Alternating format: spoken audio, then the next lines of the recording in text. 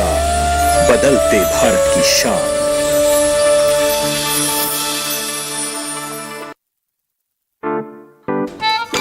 9 to 5 job, अरे 5 to 9 job, भाग दौड़ all the time job, the roaming वाला जॉब, द डेडलाइन वाला जॉब, और are you living in the market वाला जॉब। जिंदगी में मौके ही मौके हैं। अपनी मर्जी से जॉब चुनिए, अपनी इच्छा अनुसार कमाइए, बन जाइए LIC एजेंट। ये है जॉब से बढ़कर, ये है करियर इंश्योरेंस। अपना बॉस खुद बनिए, बन जाइए LIC एजेंट। अब लाइफ सेट है।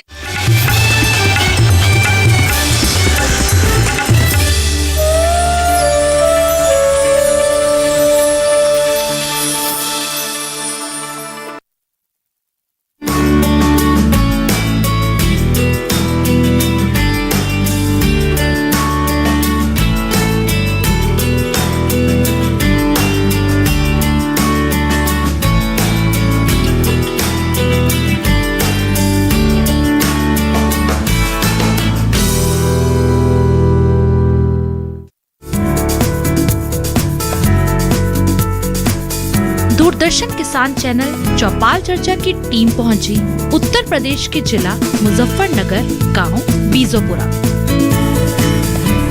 किसान भाइयों बहनों नमस्कार, स्वागत है आप सभी का कार्यक्रम चौपाल चर्चा के आज के अंक में। मैं हूं आपके साथ ज्योत्सना। चौपाल चर्चा एक ऐसा कार्यक्रम है जिसमें हम सरकार द्वारा चलाई जा रही योजनाओं के बारे में ग्रामीणों से जानने समझने की कोशिश करते हैं कि कितनी उन सरकारी योजनाओं का वो लाभ ले पा रहे हैं। और इस सिलसिले में आज चौपाल चर्चा की पूरी टीम आ पहुंची है उत्तर प्रदेश के मुजफ्फरनगर के बीजोपुर गाँव में। तो फिर आइए देर किस बात की, गाँव के अंदर चलते हैं।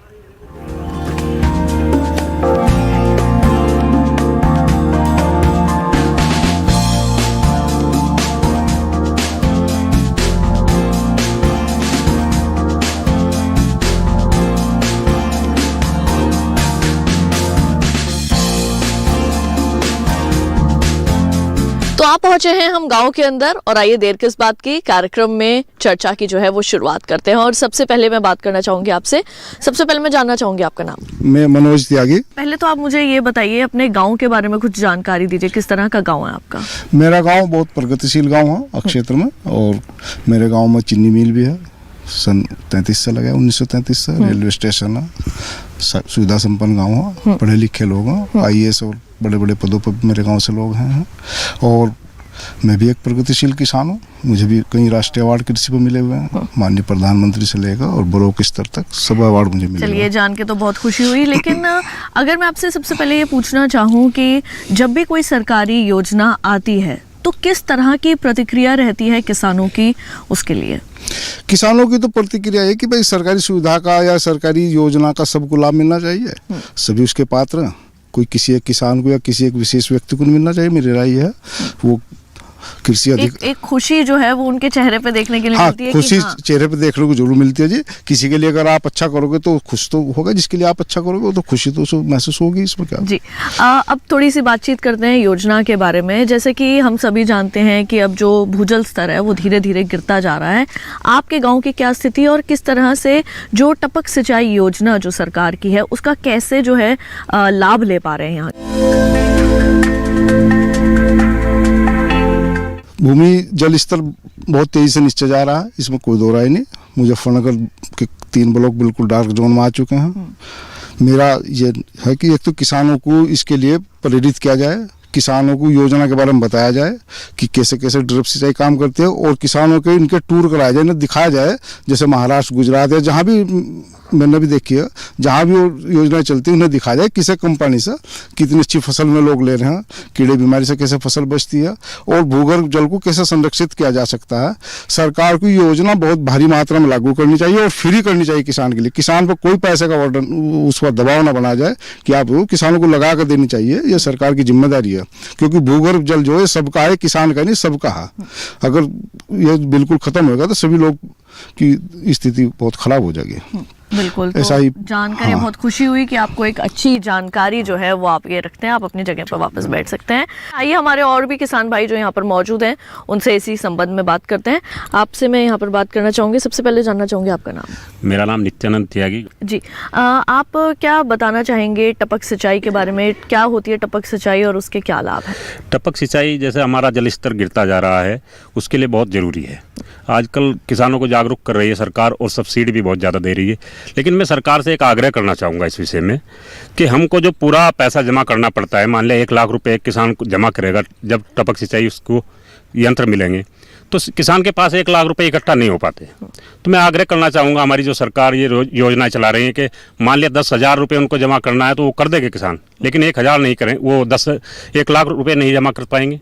इसलिए सरकार से निवेदन यह है कि वो पूरे पैसे ना जमा करा के जिस पे वो अनुदान दे रहे हैं वही पैसा ले लें, तो किसानों को अधिक लाभ मिलेगा। इससे बहुत ज़्यादा जागरूक होंगे किसान। वैसे टपक सिंचाई योजना से किस तरह का लाभ जो है वो फसलों को मिल सकता है, आपको क्या लगता है? टपक सिंचाई जो हम विधि लेंगे उससे जो बूंद बूंद हमारी जो सिंचाई होगी उससे जो एक्स्ट्रा पानी जो हम वेस्टेज करते हैं अपने खेतों में वो नहीं हो पाएगा। इससे हमें पानी की काफ़ी बचत होगी। मेरा मानना यह है कि अगर हम सभी इसकी तरफ अग्रसर हो जाएं किसान लोग तो हम बहुत अपना जल बचा सकते हैं आने वाली जनरेशन के लिए। बिल्कुल। क्या आपके गांव के अंदर टपक सिंचाई योजना का लाभ ले रहे हैं किसान? जी हाँ। या पहले से कर रहे हैं? जी हाँ, नहीं पहले से नहीं, लेकिन अब जो योजना चलाई है उसमें अब जागरूकता आई है, किसान इस बारे में सोच रहे हैं, लेकिन 2-3 किसानों ने अभी किया है और करने जा रहे हैं ये। बिल्कुल, तो मुझे जानकर अच्छा लगा कि आप ये जानकारी रखते हैं। आगे यहाँ पर बढ़ते हैं और जो हमारे किसान भाई हैं उनसे भी बातचीत करते हैं। आपसे मैं यहाँ पर बात करना चाहूँगी। सबसे पहले अपना नाम और मेरा नाम ओमकार त्यागी। जी, आप मुझे ये बताइए, आप प्रधानमंत्री ये जो टपक सिंचाई योजना है इसके बारे में क्या जानकारी? मैंने अपने खेत पे लगाई हुई है 3 हेक्टेयर में, अभी जल्दी में ही लगाई है अभी। तो इससे ये है कि आपकी जो गन्ने उसकी क्या नाम गन्ने की ज़्यादातर जो हमारा क्षेत्र है वो गन्ना बाउल है, गन्ने में बहुत कारगर है टपक सिंचाई। इससे हमारी रसायन की जो ज़रूरत है खेत की वो भी कम होगी और हमारी पानी की जो ज़रूरत है वो भी कम होगी। आपको देख के क्या हमारे जो दूसरे जो आपके साथ के किसान हैं क्या उन्होंने भी इसके हाँ इसके लिए प्रेरित हुए हैं वो लोग, वो अभी करा रहे हैं, धीरे धीरे सबका चल रहा है। बिल्कुल, आपसे भी बात करके यहाँ पर बहुत अच्छा लगा। कार्यक्रम में चर्चा की शुरुआत करने से पहले आइए देखते हैं एक विशेष रिपोर्ट।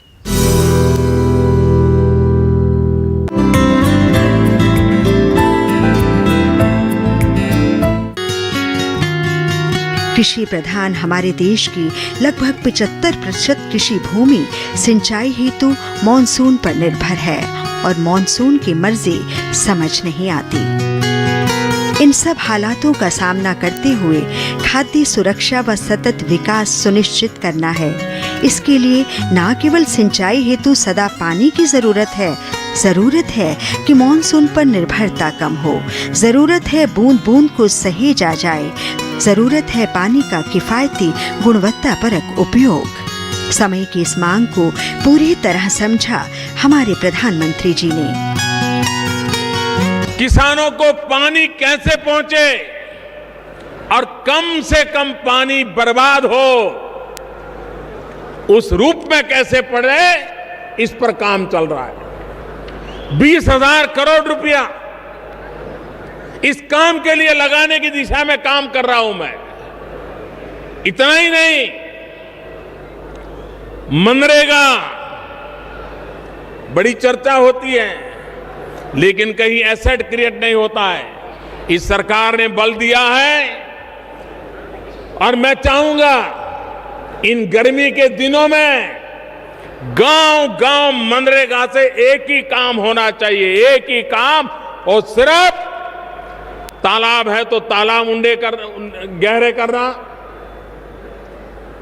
डिसिल्टिंग करना, मिट्टी निकालना, जहां पर पानी रोक सकते हैं रोकना। इस बजट में 5 लाख तालाब बनाने का सपना है, 5 लाख तालाब। प्रधानमंत्री कृषि सिंचाई योजना भारत सरकार के कृषि मंत्रालय, जल संसाधन नदी विकास एवं गंगा संरक्षण मंत्रालय तथा ग्रामीण विकास मंत्रालय इन तीनों के सहयोग द्वारा संचालित की जा रही है। त्वरित ग्रामीण जल आपूर्ति योजना, हर खेत को पानी, प्रति बूंद अधिक फसल, जल संभर निर्माण, महात्मा गांधी नरेगा के तहत परंपरागत स्रोतों का निर्माण इस योजना के घटक हैं।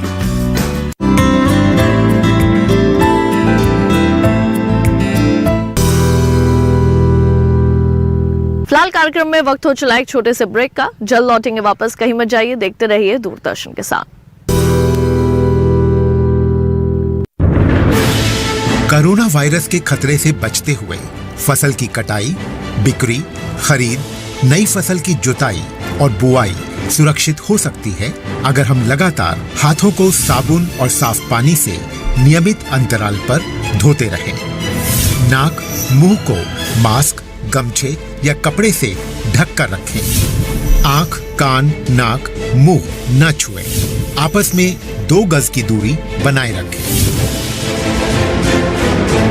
मास्क और 2 गज की दूरी के मंत्र को अभी हमें छोड़ना नहीं है। फसलों की बुवाई एवं कटाई करते समय आपस में कम से कम 2 गज की दूरी बनाए रखें। फसल की कटाई करने के बाद छोटे छोटे ढेरों में इकट्ठा करें। कृषि के औजारों की समय समय पर सफाई करें। एक दूसरे के साथ औजारों की अदला बदली न करें। श्रमिकों के शौचालयों और हाथ धोने की जगह की ठीक से सफाई जरूरी है। बुआई, कटाई एवं मड़ाई के दौरान इस बात का ध्यान रखें कि इन स्थानों के आसपास कोई थूके नहीं। कंबाइन, हार्वेस्टर, थ्रेशर, जुताई और बुआई की मशीनों को इस्तेमाल से पहले साफ करें। मशीनों के इस्तेमाल से पहले और इस्तेमाल के बाद हाथ साबुन से साफ करें। वाहनों, बोरियों, थैलियों और पैकिंग के दूसरे सामान की साफ सफाई पर भी खास ध्यान दें। खरीद केंद्र पर आने से पहले किसानों एवं श्रमिकों की जांच। खरीद केंद्रों पर भीड़ न लगाएं एवं किसानों को बारी बारी से बुलाएं। गोदामों पर खरीदी हुई फसल को लेने में शीघ्रता करें ताकि किसानों एवं श्रमिकों को रुकना ना पड़े। कोरोना के खतरे से बचाव और अधिक जानकारी के लिए आरोग्य सेतु ऐप डाउनलोड करें। देश में खाद्य सुरक्षा के ये सिपाही भोजन की निरंतर उपलब्धता को सुनिश्चित करते हैं। किसान स्वस्थ रहें तभी हम कोरोना वायरस से जीत पाएंगे, आगे बढ़ पाएंगे। किसान सबल, देश प्रबल। ब्रेक के बाद एक बार फिर आप सभी का स्वागत है कार्यक्रम चौपाल चर्चा में। तो आइए कार्यक्रम को आगे बढ़ाते हैं और चर्चा की एक बार फिर से शुरुआत करते हैं। तो आइए इस ओर रुख करते हैं और यहाँ भी जो हमारे किसान भाई मौजूद हैं उनसे यहाँ पर बातचीत करने की और ये जानने की कोशिश करते हैं कि कितनी समझ जो है वो रखते हैं सरकारी योजनाओं के बारे में। आपसे बात करना चाहूँगी मैं, अपना नाम बताएं। जी, मेरा नाम आजाद सिंह जी, गांव बीजोपुरा। जी आजाद जी, आपसे मैं जानना चाहूँगी टपक सिंचाई योजना के बारे में। क्या है टपक सिंचाई योजना, कौन कौन सी ऐसी फसलें हैं जिनमें उसका लाभ लिया जा सकता है? ड्रिप इरिगेशन वैसे ज़्यादातर जो गन्ने की फसल है इसमें ज़्यादा कारगर है। इसका एक कारण हो रहा है कि हमारे लगभग सभी क्षेत्र में ये वैरायटी है 238। इसमें मेन रोग आता है फंगस का। तो फंगस आती है ज़्यादा पानी से। अब उससे जो है ड्रिप इरिगेशन से नमी बनी रहेगी केवल, फंगस में रोग कम आएगा तो दवाई का खर्चा कम होगा, आमदना बढ़ेगी।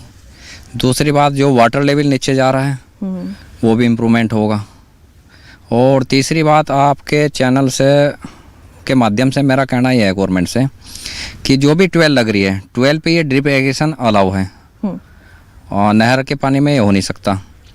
तो कम से कम 25% बिल उन लोगों का रिड्यूस कर दिया जा जो इसे ड्रिप इरिगेशन को अपना रहे हैं। तो उससे किसानों में भी एक नई उत्तेजना बढ़ेगी इसके प्रति।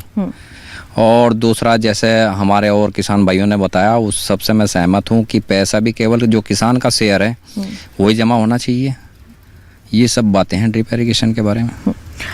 बिल्कुल, तो आप अपनी जगह पर यहाँ पर वापस बैठ सकते हैं। आइए हमारे और जो किसान भाई हैं उनका रुख करते हैं। यहाँ पर मैं आपसे जो है बात करना चाहूँगी। सबसे पहले आप अपना नाम बताइए, कौन से गांव के हो बताइए। मेरा नाम प्रीतम सिंह है जी।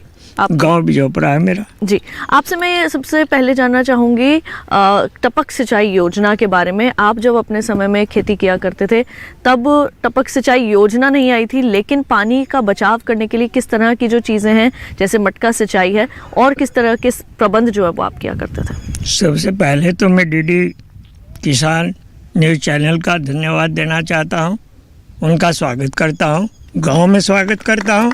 बहुत बहुत शुक्रिया। क्योंकि डीडी किसान न्यूज़ चैनल ने ही यहाँ पर प्रेरणा दी है।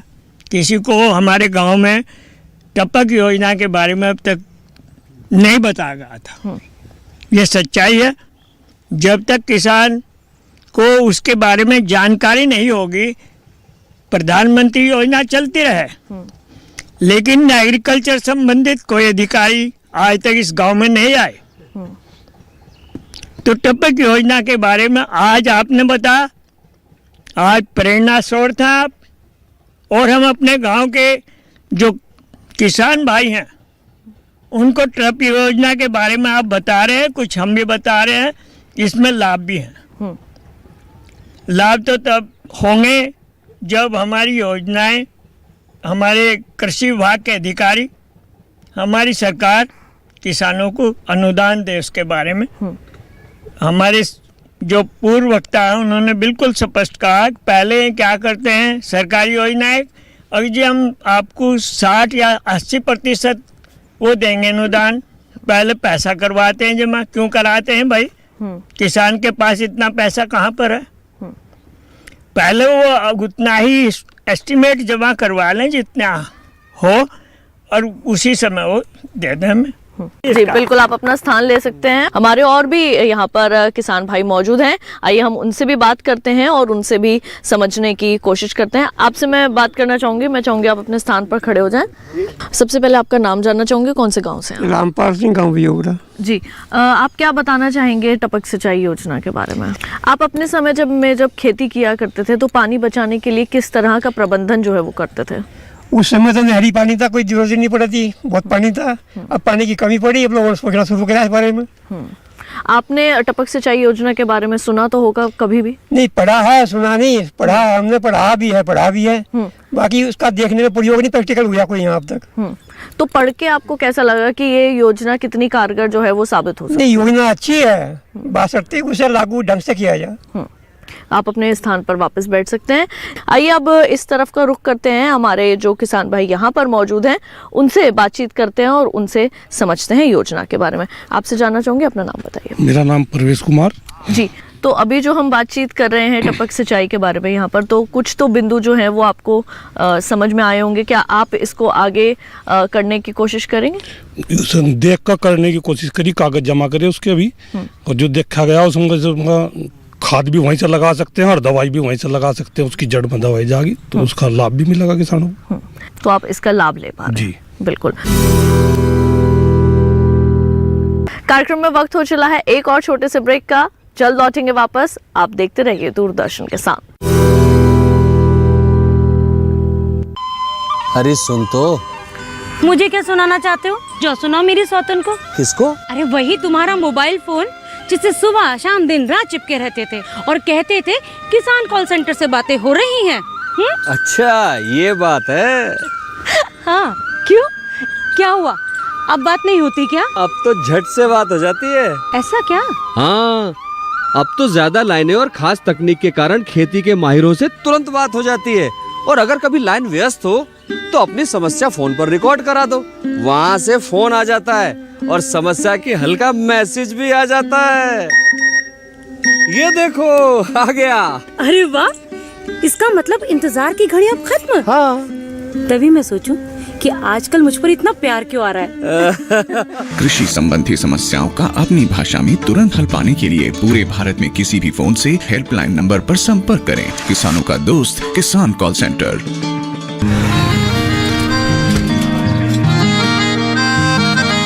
क्या बात है भाई, आजकल तो काफी खुश नजर आ रहे हो।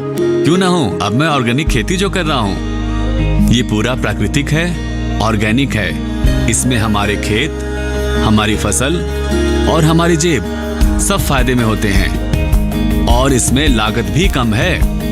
जी हाँ, आप भी ऑर्गेनिक खाद का प्रयोग करें, अपनी फसल और मिट्टी को तंदुरुस्त बनाएं और आपकी आमदनी में इजाफा करें। अधिक जानकारी के लिए किसान call centre toll free number 1800-180-1551 पर कॉल करें और लॉग ऑन करें kisan.gov.in और farmer.gov.in। कृषि और किसान कल्याण मंत्रालय द्वारा किसान हित में जारी।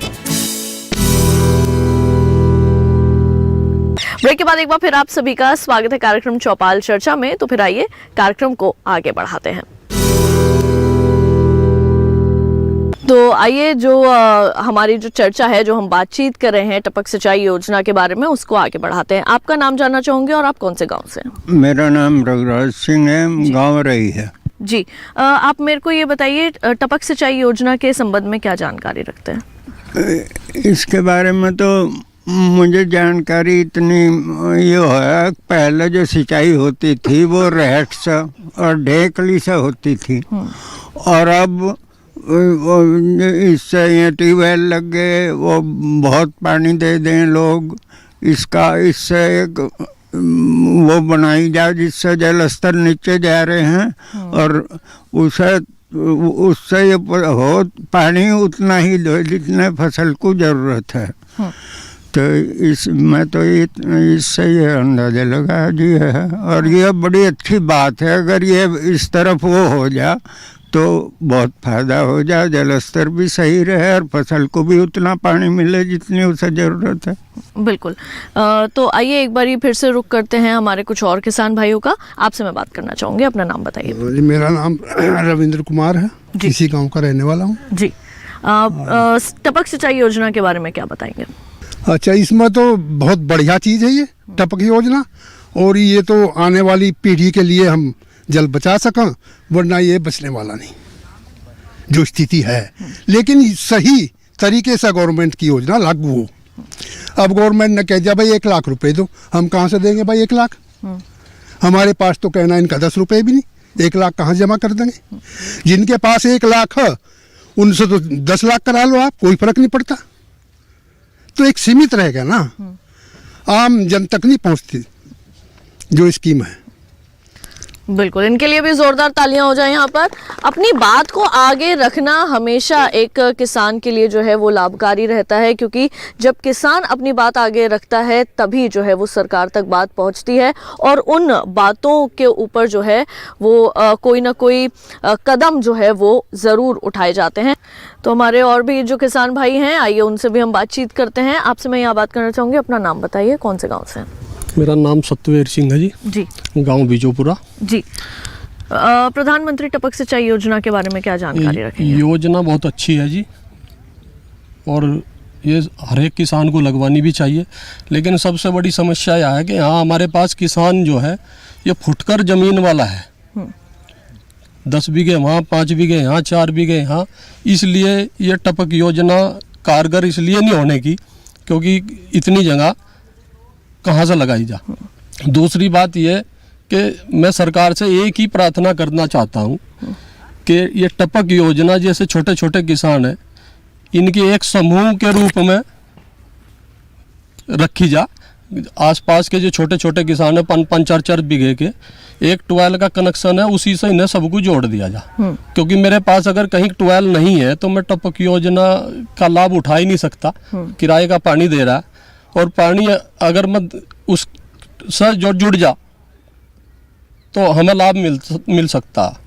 चलिए आप अपने स्थान पर बैठ सकते हैं। पीछे कुछ और हमारे जो किसान हैं उनसे भी बातचीत करते हैं और उनका भी नज़रिया जानने की कोशिश करते हैं। बिल्कुल, अपना नाम बताइए, कहाँ के? मेरा नाम राजकुमार, गांव बिजोपुरा से हूँ जी। जी, टपक सिंचाई योजना के बारे में क्या बताएंगे? जी, ये योजना किसान के द्वारा जो सक्सेसफुल हो सकती है वो सरकार के अनुदान के हिसाब से हो सकती है। सरकार चाहे तो क्या नहीं कर सकती। सरकार ने हर गृहिणी को सिलेंडर दे दिया, भले ही उसमें बाद में किस्तों में पैसा सब्सिडी के रूप में काट रही।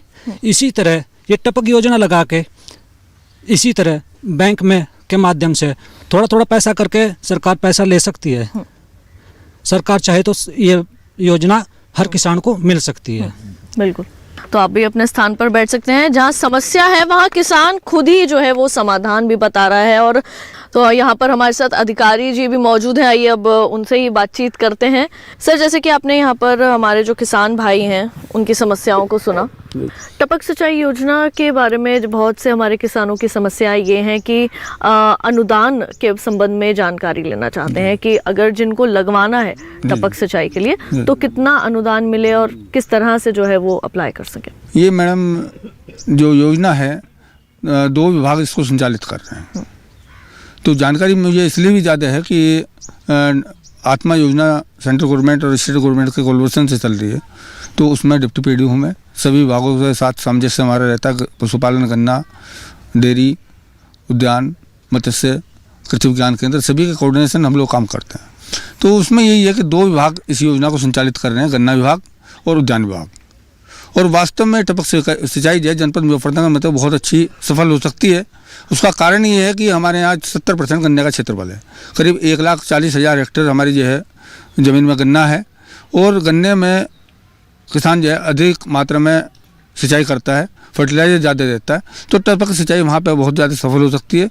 तो उद्यान विभाग और गन्ना विभाग 2 विभागों के माध्यम से योजना जो है क्रियान्वित की जा रही है। जहाँ तक बात है कि अनुदान किसान को जो है 80% 90% तक इसमें मिलता है। तो किसान भाई को जिस तरह से यही अनुरोध है हमारा भारत सरकार से या राज्य सरकार से कि जिस तरह से हम सोलर फोटोवोल्टिक पंप क्योंकि महंगा है, उसी तरह से टपक सिंचाई पर भी किसान को जो है जो अनुदान की राशि है वो काटते हुए अगर दे दी जाए सुविधा तो ज़्यादा लाभप्रद होगा।